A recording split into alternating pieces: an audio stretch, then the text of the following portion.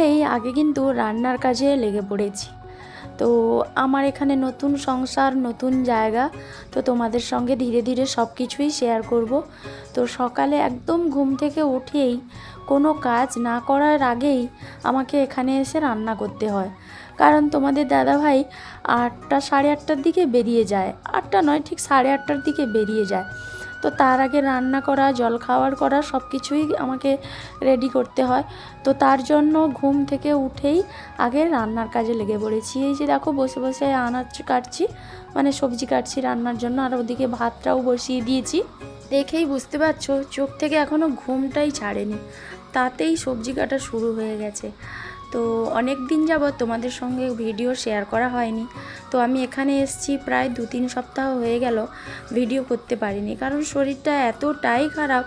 তো তোমাদের একটা শর্ট ভিডিওর মাধ্যমে আমি আপডেট দিয়েছিলাম, গলা এত ধরে গিয়েছিল যে কথাই বেরোচ্ছিল না মুখ দিয়ে। তো কি করে আর ভিডিও আপলোড করব বলো? তো তার জন্য ভিডিও দিতে পারিনি, তবে এবার থেকে দেওয়ার চেষ্টা করব প্রায় ভিডিও। আর এদিকে দেখো আমার উচ্ছে আর আলুর ভাজা হয়ে গেছে, আর ডিমের ঝোলটা বাকি আছে। সব মশলাপাতি রেডি হয়ে গেছে, তো এখন ডিমের ঝোলটা করে নেব। আর এই গ্যাসে রান্না করাটা যে কতটা কষ্ট, গ্যাসের মাথায় উনুন, সেই আবার আগের মতো কষ্ট শুরু হলো। এই রকম নতুন নতুন জায়গায় যাচ্ছি আর এত কষ্ট করতে হচ্ছে, সেটা মানে বলার বাইরে। তো রান্নাবান্না সমস্ত কিছু কমপ্লিট করে দেখো টিফিন ক্যারিয়ারে সাজিয়ে দিয়েছি। তো তোমাদের দাদাভাই এই ভাত তরকারিটা নিয়ে চলে যায় আর বাড়ি থেকে টিফিনটা করে যায়। তো 8টা সাড়ে 8টার মধ্যে সব কিছু রেডি করাটা অনেকটা চাপের হয়ে ওঠে, কারণ সকালে ঘুম থেকে উঠে আলসেমি না কাটতে কাটতে আমাকে এই বসে বসে সবজি কাটা, তার আগে আমি ভাত বসিয়ে দিই চাল ধুয়ে। তো এইগুলো করতে না খুবই কষ্ট লাগে, তবু কিছু তো করার নেই। সেখানে ছিলাম তবু দেরি করে উঠলে চলতো, এখানে কিন্তু নয়। সেখানে তোমাদের দাদাভাইয়ের কাজের জায়গা আর আমাদের থাকার রুম কাছাকাছি ছিল, এখানে একটু দূরে পেয়েছি। তো কিছু করার নেই, সব কিছুই মানিয়ে নিতে হচ্ছে। আর তোমাদের আগেও বলেছি এই যে বাইরের জীবনটা না অনেকটা কষ্টের। হয়তো অনেক কিছু ভালো, অনেক ভালো দিক আছে, কিন্তু আমার কাছে তেমন মনে হয়নি ভালো দিক কোনো আছে বলে।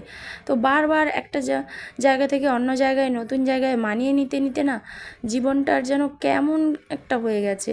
তো আসামে গিয়েও প্রথমটা খুব কষ্ট করেছি, কিন্তু পরে কিন্তু সব কিছু সহজ হয়ে গিয়েছিল। তো সেখানে সহজ হয়ে যাওয়ার পর বেশি দিন আর থাকা সম্ভব হয়নি, আবার চলে এসেছি। এখানে এসে আবার সেই প্রথম প্রথম কষ্টের যে জীবন, সেটা আবার শুরু হয়েছে। জানি এখানে আরও সব কিছু সহজ হয়ে যাবে, তবুও আবার হয়তো সহজ হতে হতে আবার কোথাও চলে যেতে হবে। তো তোমাদের দাদাভাই এই যে চলে গেল।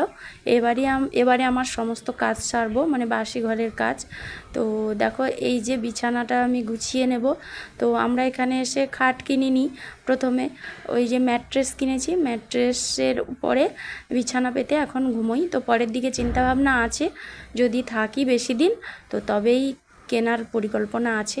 আর যেহেতু এখানে কলকাতা থেকে আমাদের বাড়িটা বেশি দূরে নয়, তো তার জন্য সমস্ত কিছু জিনিস করলে এগুলো আমরা বাড়িতে বয়ে নিয়ে যেতে পারবো। তো সেই রকম চিন্তাভাবনা আছে। তো নতুন এসছি, দেখা যাক কি করা যায়, তো চিন্তাভাবনা করে করব।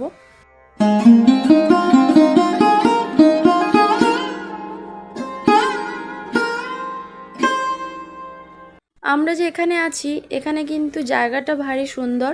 তো আমরা যেখানে রুমটা ভাড়া নিয়েছি, এখানে গ্রাম্য প্রকৃতির, তো গাছপালা খুব আছে দেখছি, বা জায়গাটা একদম মানে সহজ সরল।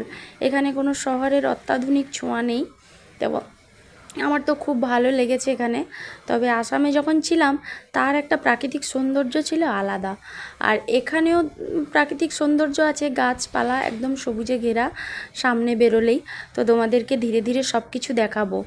আর সত্যি কথা বলতে কি বন্ধুরা, ভিডিওটা কিন্তু খুব একটা ভালো করতে পারিনি, কারণ মোবাইলের স্ট্যান্ডটা আনতেই ভুলে গেছি বাড়ি থেকে। তো যেখানে সেখানে মোবাইলটা রেখে মোটামুটি একটা ভিডিও করেছি। ঘরটা পুরো ঝাড়ু দিয়ে এখন দেখো চলে এসেছি বাইরে উঠোনটা ঝাড় দিতে। তো আগে থেকেই কিন্তু এই ঝাড়ুটা এখানে ছিল, তো সামনে যেহেতু আমি একাই বেরোই এই সামনে দিয়ে, তো আমার উচিত এই সামনেটা পরিষ্কার রাখা। আর এই সামনেটা কিন্তু প্রচুর গাছপালা আছে, তো তোমাদেরকে ধীরে ধীরে সব কিছুই দেখাবো। আর এখন মানে কি বলবো, মোবাইলের স্ট্যান্ডটা না থাকার জন্য আমি ঠিকঠাকভাবে ভিডিওটা করতে পারিনি। মানে মোবাইলটাকে যেখানে সেখানে রেখে ভিডিও করছি, তো তবে তোমাদেরকে ঠিকঠাকভাবে দেখাতে পারছি না। নাহলে তোমরা বুঝতে পারতে যে সামনে কত গাছপালা বা উঠোনটা কেমন বা কতটা বড়, সব কিছুই দেখাতাম। তো যতটুকু পেরেছি তোমাদের সঙ্গে ভিডিও শেয়ার করেছি, কারণ অনেক দিন যাবৎ তোমাদের সঙ্গে ভিডিও সেইভাবে শেয়ার করা হয়নি, তো তার জন্য। তো চলো তোমরা একটু কষ্ট করে দেখে নাও। তো পরে পরে আমি কিন্তু চেষ্টা করব তোমাদেরকে সব কিছু ভালোভাবে দেখাতে। আর কাল রাত্রে কিন্তু খুব বৃষ্টি হয়েছিল, তার জন্য এই সামনের যে উঠোনের যে পাট, মানে আমরা যেটা দিয়ে নামি সিঁড়ি, তো ওটা খুব কাদা হয়ে গেছে। আর ওই কারণে ওটা একটু জল দিয়ে আমি কিন্তু ধুয়ে নিচ্ছি।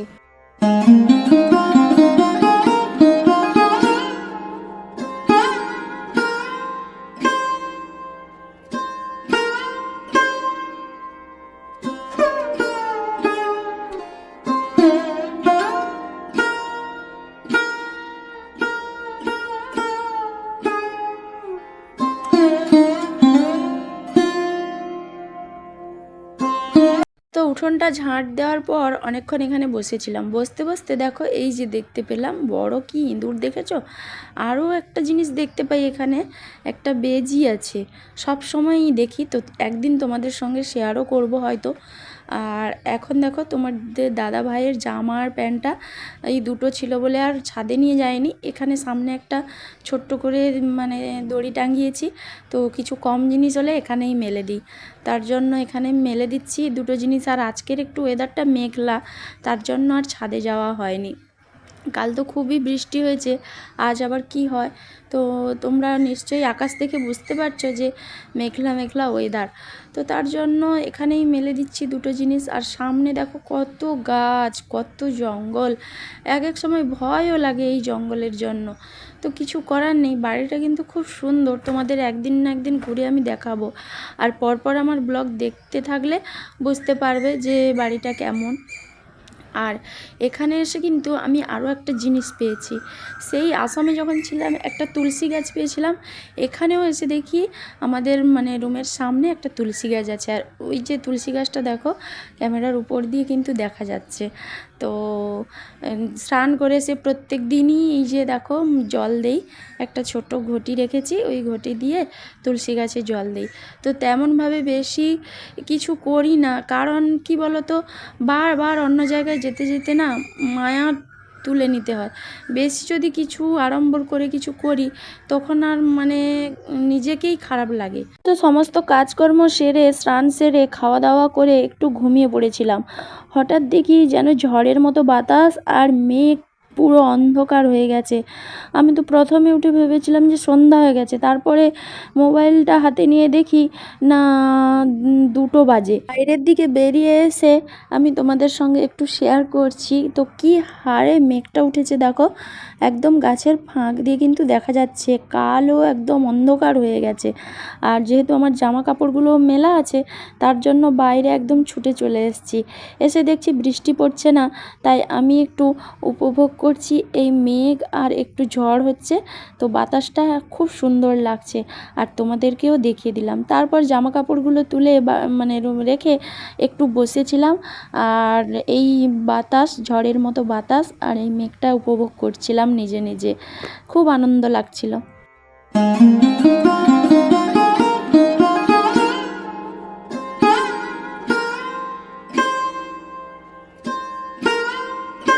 গুড ইভিনিং সবাইকে। তো দেখো সন্ধ্যার সময় তোমাদের দাদাভাই মাছ নিয়ে এসছে বাজার থেকে।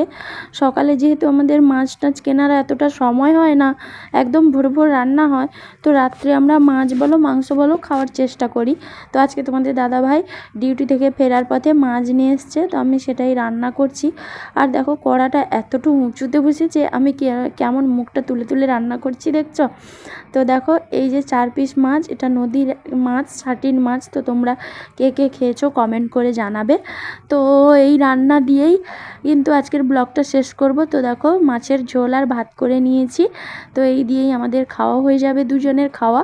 তো চলো আজকের ব্লগটা কিন্তু এই পর্যন্তই। তো সবাইকে আবারও বলছি প্লিজ একটু আমাকে সাপোর্ট করো, পাশে থাকো, তাহলে আমি আরও ভালো ভালো ব্লগ দেব। তো সবাই খুব সুস্থ থেকো, সবার নিজের নিজের খেয়াল রাখো। তো চলো আজকের মতো টাটা, গুড নাইট।